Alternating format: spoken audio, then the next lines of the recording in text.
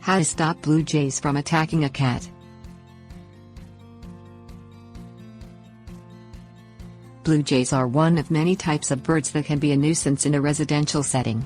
These birds are capable of pestering cats, dogs, and humans relentlessly by making threatening noises incessantly at a loud volume, as well as dive bombing and pecking at humans and domestic animals in their own yards, each and every time someone steps foot out the door. A bird that behaves this way nearly always has a nest nearby and is protecting rather enthusiastically its young. After the baby birds leave the nest, the problem will likely resolve itself. In the meantime, you may try these tricks.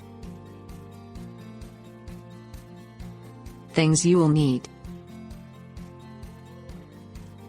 Plastic owl can be found at garden centers.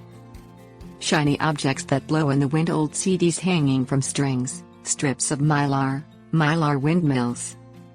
Determine the location in the yard where the bird is most likely to harass the cat. Try to pinpoint the location of the nest by observing where the bird comes from and goes to after each attack. Remove any bird feeders from your yard, or hang them in areas that are as far away as possible from where your cat tends to hang out. Place a plastic owl between the nest location and the typical location of the attacks on the cat. The plastic owl will appear to be a predator, which the bird will want to avoid. Hang your shiny, fluttering objects in the same area as the owl.